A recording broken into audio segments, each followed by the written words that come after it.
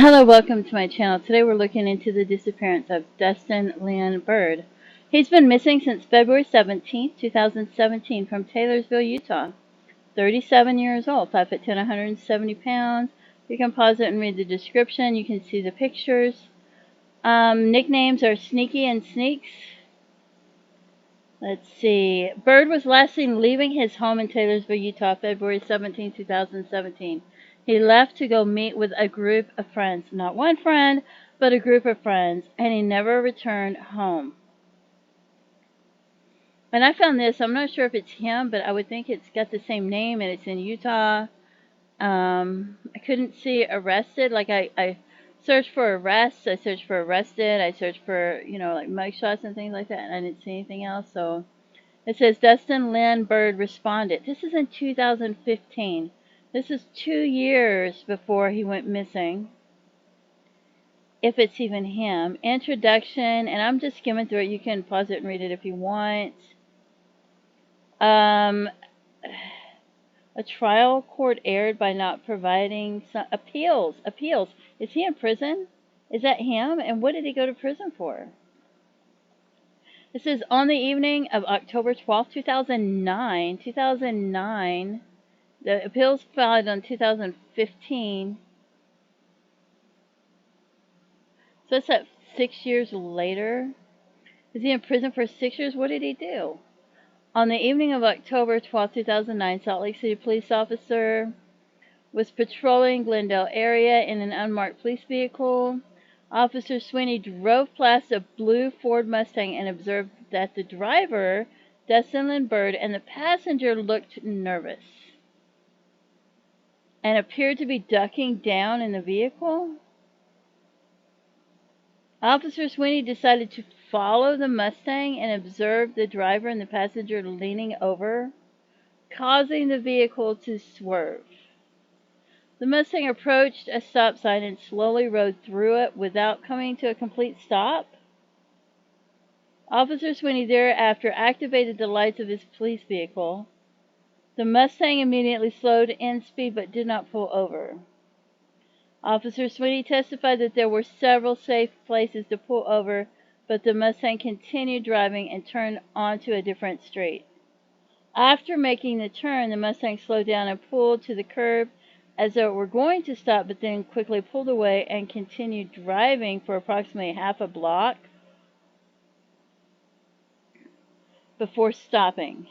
While the Mustang was still rolling to a stop, the passenger exited the vehicle and began running. Officer Sweeney stopped his vehicle behind the Mustang, stepped out, and walked toward the Mustang. After seeing the passenger flee, he returned to his vehicle without saying anything to Mr. Bird. He didn't say anything to Mr. Bird, who returned to his vehicle, and he drove off. He drove past the Mustang and around the corner where he parked the police vehicle and pursued the passenger on foot. After apprehending the passenger, Officer Sweeney observed the Mustang pull quickly away from the curb and drive off. Officer Sweeney called for backup. Shortly thereafter, another police officer located the Mustang and activated his lights. The second officer testified that Bird stopped immediately. Mr. Bird was then taken into custody and later charged with failure to respond to an officer's signal to a stop. Failure to respond. But he did stop. And then the officer left and didn't say anything? A third-degree felony. A third-degree felony. That statute provides that an operator who receives a visual or audible signal from a police officer to bring the vehicle to a stop may not attempt to flee or elude the police officer. So he went to jury at the close. So he went to prison for this? I don't see it mentioned. I don't get it. And I wouldn't know. I've never gotten a ticket. Knock on wood, I'm old as dirt, and I've never had a speeding ticket or any kind of a traffic ticket. But if I got pulled over and then the officer left because somebody in my vehicle took off running and they drove off to chase them, I wouldn't know I'm supposed to wait there. Especially, I have a bladder the size of a peanut, and if the officer's gone for a little bit and I don't know where they're at, I would leave. I wouldn't know, especially because I gotta pee, right? And he didn't tell him wait here or anything. And how long did he wait there for? Because he must have waited there for a while because the officer chased the guy on foot. Probably took him a little bit to catch him. And then when he got to the vehicle, he saw the guy leaving in his car. I don't think the guy could see where he was parked. If he's around the corner on a different street, he may not even know where the officer parked at. So here, I don't get it. And then they found him guilty beyond a reasonable doubt. The officer didn't say, hey, wait here, he just left.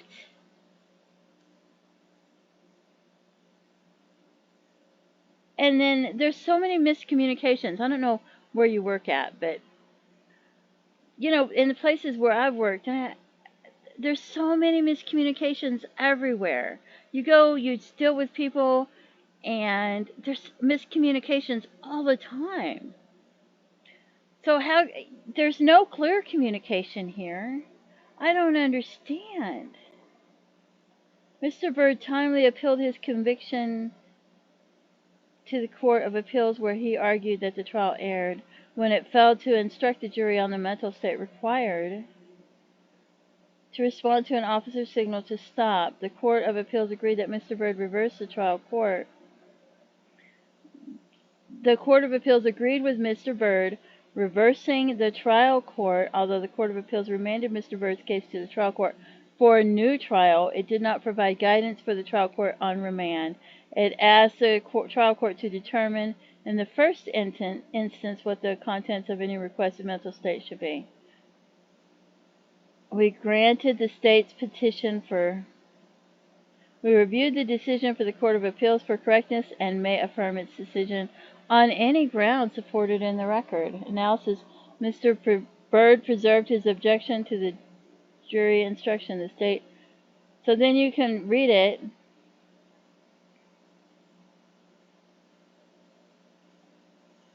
It says, Mr. Bird argues the trial court should have defined the terms receive and attempt. Mr. Bird asserts that his argument on appeal is not that the trial court should have defined receive and attempt, but rather that it should have identified the requisite mental state. So then it talks about the arguments and the appeal, and then it talks about more about it. It doesn't show any background like he did this in the past, or he did that in the past, or he has a record and all these other things or anything like that. It just talks about the objection and it being narrow and different things like that, and whether it's sufficient or not.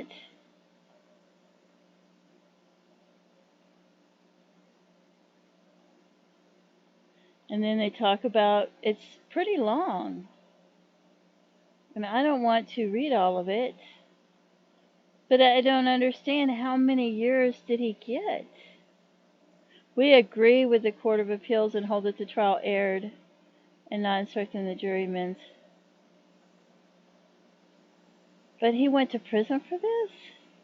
Did he go to prison for this? I don't know if he did or not, because I couldn't find that much information online. So I don't understand. I don't understand how this is so many years later. And I don't know how long it takes to go to court, how many times he had to go to court, if it took a lot of years, if he had money to pay for a decent attorney, or if he was in jail for that time period, or what happened. So I don't get it. So, and I don't know if he had a history of not following the law, if it would be in here. And I didn't see anything when I searched for his name and arrest. This was the only thing I could find. So, and I wouldn't even have known you could go to prison for something like that, because I don't know. I wouldn't know what to do in a getting pulled over, and I wouldn't even know, because I don't understand it, right? And then it talks about this right here. There was a Dustin Todd Bird, which is not the same person, a completely different person, but he was in Salt Lake City, and that's where he went to trial at. And this was 2014, though. So this is after he was charged, but it's not the same person, probably not even related. That's the only thing I could find. And then I saw this: for the first time, Utah law lets family request review of violent crime investigations. But what happened to the guy that was with him that took off running on foot? Did he go to prison? You know, I don't understand what happened. I mean, was he angry? Was a family member angry? Were they waiting for him to get out of prison? Because this talks about, for 3 years, Lori Wilson has waited for police investigations to determine what happened to her son, who vanished under suspicious circumstances. 3 years. Now a new law passed in 2019, and that's been 4 years, that could help her review the court police investigation, which she said moved slowly. And she thinks he was murdered. Well, she hopes to use the law to get a second review of the case. She feels in the dark about what's happening. I'm just skimming through this. So, and does it say that he went to prison? Was crafted, cases are complicated, families of victims. Lori Wilson said first reported her son's disappearance. It moved to West Valley City. There were human remains. Clothing were found in a canal. There were shoes which appeared to have been her son's. She gave DNA. Dustin spent time in prison, and Lori said she often wonders whether it's been a factor in the investigation. I hope I'm wrong, but I don't think he's a priority because of his past. Wow. So my question is, somebody out there knows something, you know? Are you that person? Are you watching this video and you know what happened to him? You have a loved one or a friend that you know may have been involved, and you haven't come forward to the police because you feel like your loved one is more valuable and more important because they're still alive, and you feel like they're more valuable. Or do you feel like they're more valuable than him and his family? Than his family being able to have closure, find out what happened to him, be able to have, be able to even scatter his ashes, because they're not going to be able to have a funeral at this point. And I know there's somebody out there that knows that, and I'm wondering if you're watching this and you have this information and you haven't come forward, and it's been some years and now you're reminded of it, and years later are you going to be reminded of it? Are you're the one with the information? Are you waiting for somebody else to come forward? Are you waiting for them to find out some information? You just feel like your loved one's more valuable. Maybe your loved one's doing better now and you don't want them to be punished. But so are you not coming forward, and you're just going to let this man whose life has ended and who might have been murdered, and his mom not have closure and not... That's what I wonder. I wonder, you know, something happened to him. He went to meet a group of friends. So more than one person has to know something. And is no one coming forward and telling what they know? Why aren't they charging anyone? Do they not have enough evidence? It just seems like they would know something. It seems like they might even know who did it, but maybe they're waiting because they need more evidence. But I don't know that for a fact. And I don't understand all of this. I don't understand how you could you go to prison and get time for something like this? And could it be so much time that this happens in 2009? And then when did he get out? Did he get out 2015 or 17, or did he... I don't understand this at all. It just seems like, wow. Because even a DUI, somebody gets pulled over, they get a DUI, they lose their license, they go to whatever classes they go to sometimes, they get 2 or 3 chances, things like that. no insurance, things like that. But this, to me, it just seems like it could be a clear miscommunication. And I know sometimes if there's drugs, they might be watching a house where somebody deals drugs in the area, and if they see a car go by or coming towards that house, not stopping at that house and they thought they were going to, or they might follow them. And so there's a lot of miscommunications, and then I just don't understand. So anyway, don't forget to pray for his family and his loved ones. Maybe there's a lot more to this that I don't know about, because there must be a lot more to what this is than I don't know about, because I can't imagine. There's got to be a lot, because I don't, I haven't, like I said, I've never had a traffic ticket, so I've never been to court for something like that. So there's got to be a lot more to this. So anyway, feel free to leave comments, and don't forget to pray for his family and his loved ones. And if you have any information, even if you feel like it's hearsay, you heard it from somebody that were drinking and talking, you heard it from somebody else that heard it from somebody else, and you're not sure if it's true, any information that you have, you should come forward and give the investigators to help them be able to close this case, instead of this just being open forever and his family never having closure. Because to me, that's horrific. That is just horrific that his family hasn't had closure, and here it's been this many years.